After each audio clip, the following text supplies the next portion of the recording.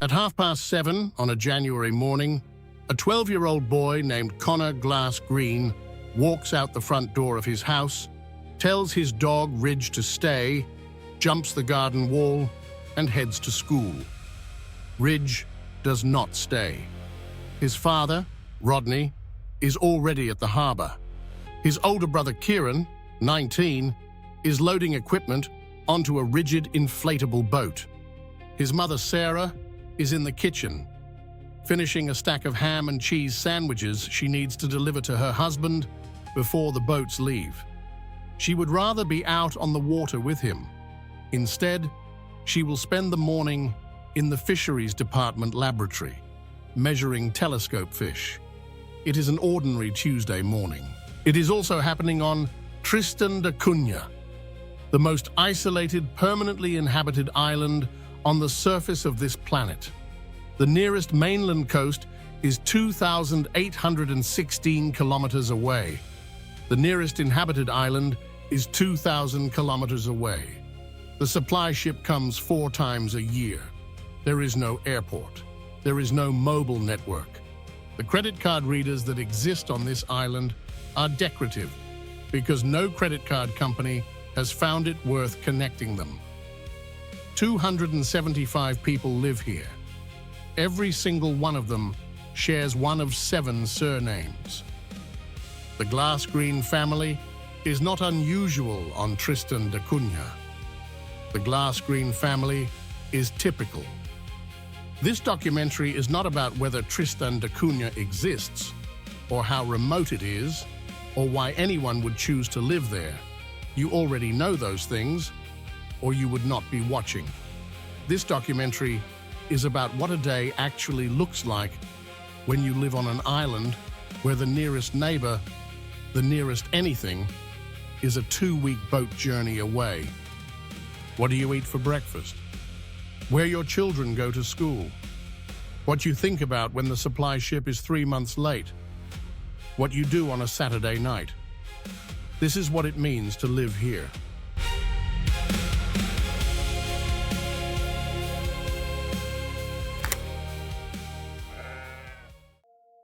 The 7 surnames of Tristan da Cunha are not a coincidence. They are a family tree. The island was first settled in 1810, when a soldier named William Glass chose to remain when the British garrison left.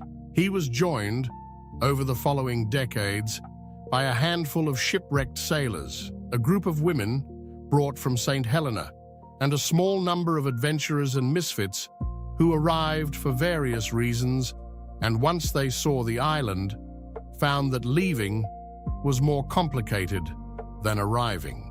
Those first families, Glass, Green, Repetto, Lavarello, Rogers, Swain, Hagen, became the genetic foundation of the entire population. There was no significant immigration after the mid-19th century. The island was simply too far from everything for casual arrivals. The surnames multiplied and combined across generations, and the community that exists today is descended, without meaningful interruption, from those same original families. The practical effect of this is that Tristan da Cunha is, in the most literal sense, a family, not in the metaphorical way that small communities sometimes describe themselves. In the actual biological sense, on this island, everyone is related to everyone else in some traceable way. Genetic studies conducted in recent decades have confirmed what the islanders already knew, that Tristan da Cunha has one of the most distinctive genetic profiles of any human community on Earth, the product of a founder population small enough to be counted on 2 hands, reproduced over 8 generations of near-total isolation. This creates something that visitors to Tristan always remark on, and that no photograph can capture: the sense that the community operates as a single organism. When the supply ship arrives, everyone comes to the harbor, not because they are required to, because it is news, and news on Tristan da Cunha is a communal experience. When someone falls ill, the island knows by the following morning. When the fishing is good, the fish are distributed. When a house needs repair, the neighbors arrive with tools without being asked. There is no crime on Tristan da Cunha. Not minimal crime, no crime. The doors are not locked because there is no meaningful reason to lock them. The keys are left in the vehicles because there is nowhere on the island to drive a stolen car to. The children move freely between houses because every adult on the island is, in some degree, responsible for every child. Ella Repetto walks up a lane lined with New Zealand flax on her way to St. Mary's School, the island's only school which teaches children from early years through secondary level in a single building with a handful of teachers. The class sizes are determined by how many children happen to exist on the island in any given year. In some years, one child has been the only pupil in their year group. In others, a small wave of births has produced a cohort large enough for group work. What the school cannot offer, no amount of community closeness can replace. The moment at secondary school age, when the island's children must choose whether to leave for further education in the United Kingdom and face the question that has faced every Tristanian young person for 2 centuries: stay or go.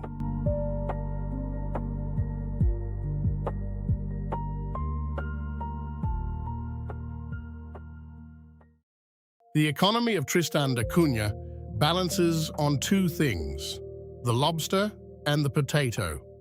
The Tristan rock lobster, Jesus tristani, lives in the cold, rich waters surrounding the island and its neighboring uninhabited islands, and is the reason the community has any cash income at all. A commercial fishery was established in 1949 and has operated ever since, managed by the island's fisheries department, regulated by quotas that are set to protect the population, and processed in the grey shed at the edge of the settlement that the islanders call, with characteristic understatement, the fish factory.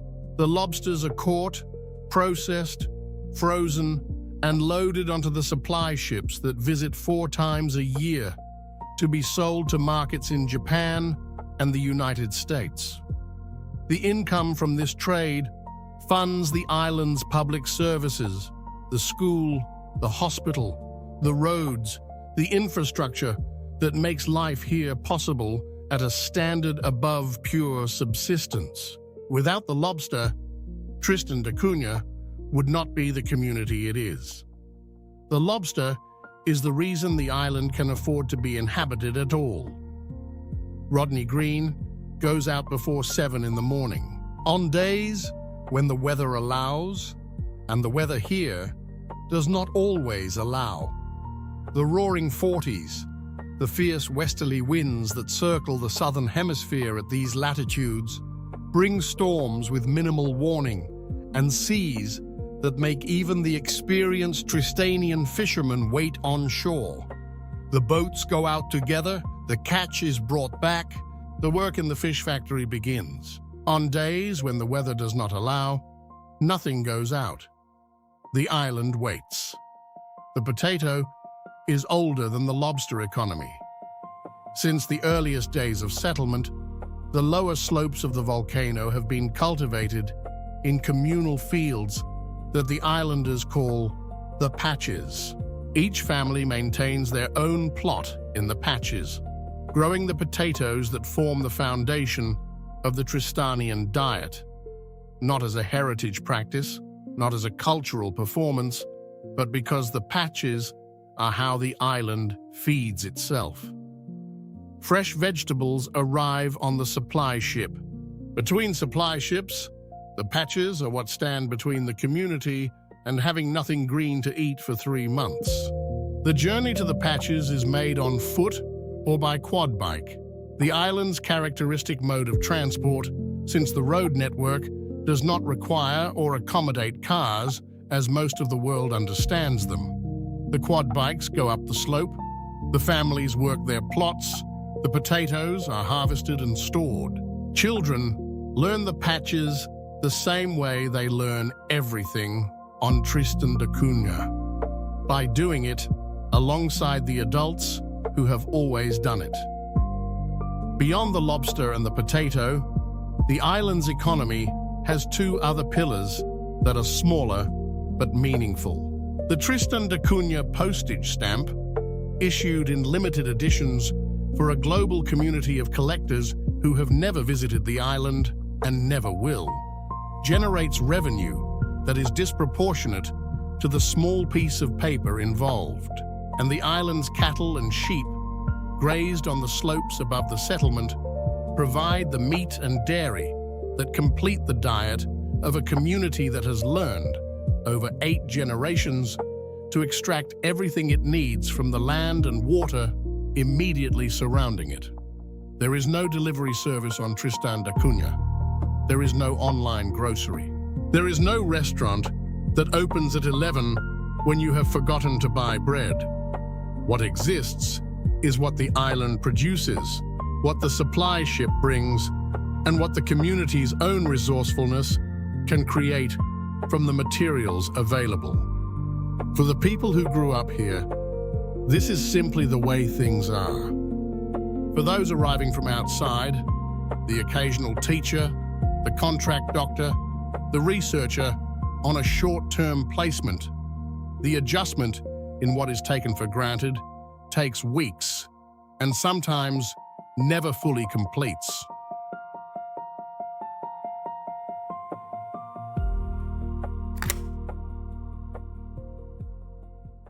On the night of the 9th of October, 1961, the volcano woke up. The eruption did not begin in the crater at the summit of Queen Mary's Peak, as the islanders might have expected. It began on the lower slopes, on the northwest side of the island, less than a kilometer from the edge of Edinburgh of the Seven Seas. A new cone formed overnight. Lava began flowing toward the settlement. The potato patches were consumed first, then the fish factory, built only 12 years earlier as the foundation of the island's cash economy, was threatened. The 264 people who lived on Tristan da Cunha in October 1961 had, most of them, never left the island. The outside world, the world of traffic lights and supermarkets and television and money as the dominant medium of exchange, was something they knew existed, in the way you know a foreign country exists without being able to picture it clearly.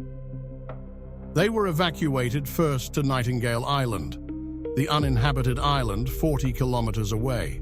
Then, a Dutch ship arrived and took them to Cape Town. From Cape Town, the British government arranged transport to England, where they were installed in a former Royal Air Force station in Hampshire and told to wait. The accounts of those months in England are unlike almost any other story of displacement in the 20th century. The Tristanians were treated with curiosity and considerable media attention. Newspapers sent reporters, television crews arrived, because the story of a community from the most isolated island on Earth encountering the modern world for the first time was irresistible to everyone except the people living it. What the Tristanians found was not a world they wanted. The noise, the pace, the anonymity of a society in which you could stand on a street corner and not know a single person within sight. The requirement to pay for things that had always been communal. The absence of the sea. In 1963, the British government offered to resettle them permanently. The choice was theirs. They could stay in England with all the infrastructure and opportunity that implied, or they could return to an island that was still geologically active, still as remote as it had always been, still dependent on the same fishing and farming that had always defined life there. Most of them chose to go back, not all. Some families stayed in England. Some individuals stayed. The community that returned to Tristan da Cunha in November 1963 was smaller than the one that had left. But it was recognizably itself. The same names, the same knowledge of the island, the same understanding of what the place demanded and what it gave in return. The new cone that the volcano built in 1961 still stands at the edge of the settlement. The islanders have named it Careenage Hill. Children climb it on weekends. The lava field it produced, black and rough, exactly as it cooled 6 decades ago, sits at the edge of the settlement as a permanent reminder of the night everything changed and of the decision the community made when it was offered a way out.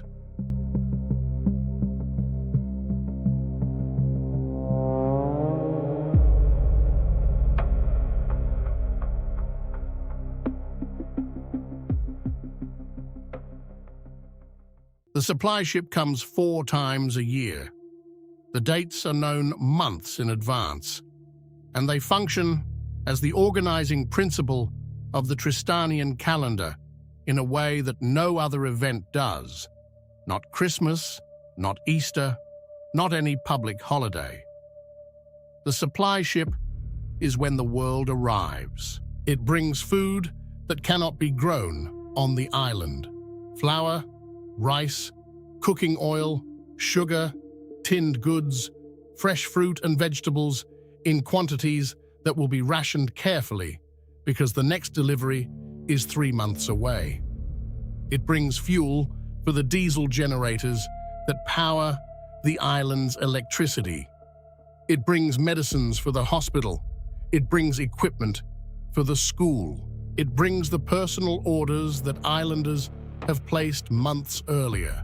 Clothing, electronics, tools, the particular things that the island cannot produce for itself, and that must be ordered far enough in advance to arrive on the right ship. It also brings people. The doctors and nurses who rotate through the island's hospital work on contracts of several months, arriving and departing by supply ship. The teachers at St. Mary's School do the same.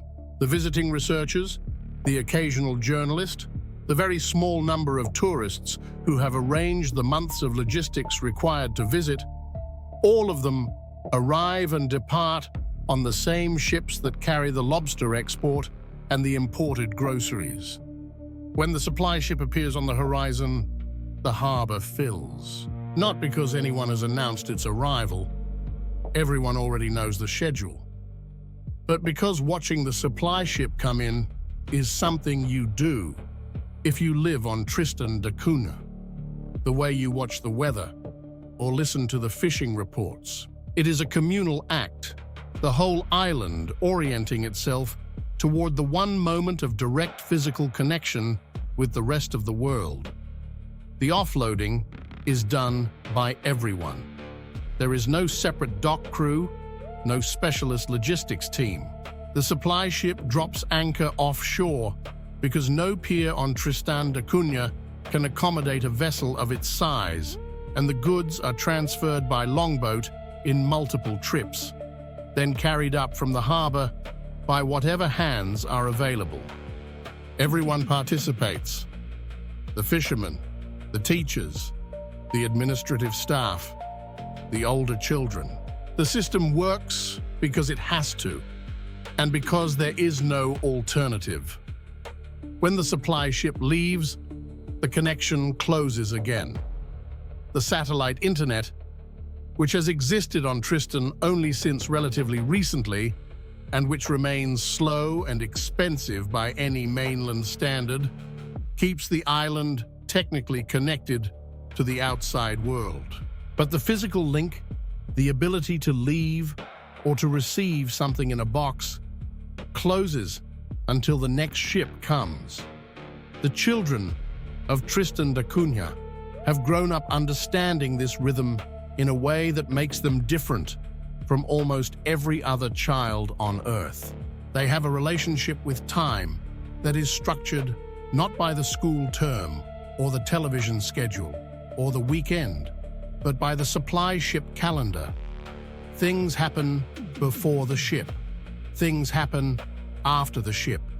The ship is the metronome that the island's life is played against.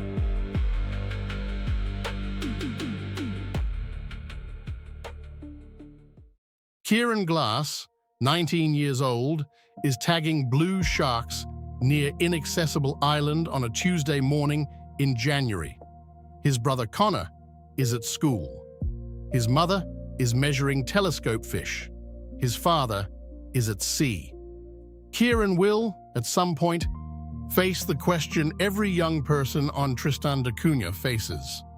The secondary school ends. Further education requires going to the United Kingdom. Some go and return. Some go and do not.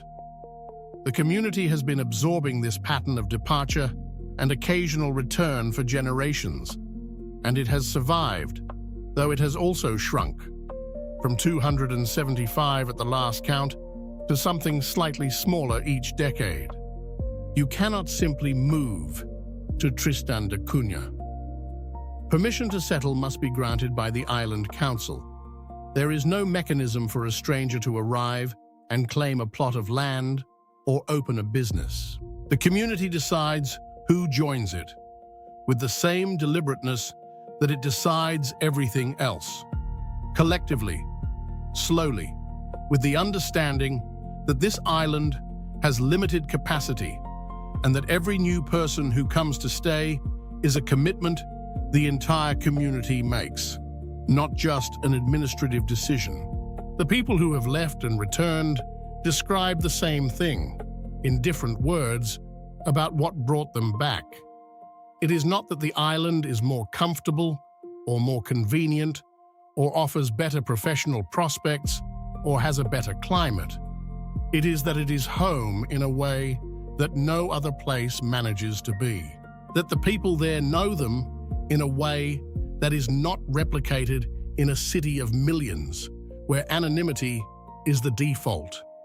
That the mornings are their mornings, and the sea is their sea, and the potato patches are their family's potato patches, and that is not replaceable by anything the outside world has to offer, however large or well-lit or well-connected it may be.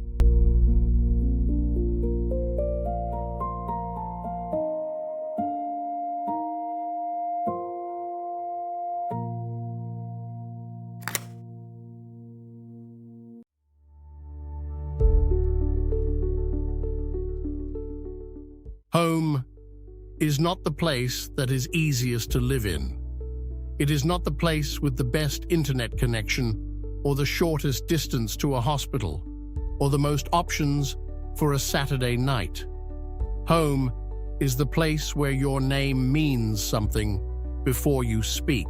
Where the dog everyone knows is your dog, and the boat your father took out before dawn is the same boat your grandfather used, and the potato patch on the slope of the volcano has your family's name on it in a way that no document records, but everyone understands. 275 people have that on Tristan da Cunha. The rest of the world has almost nothing like it. We want to hear from you.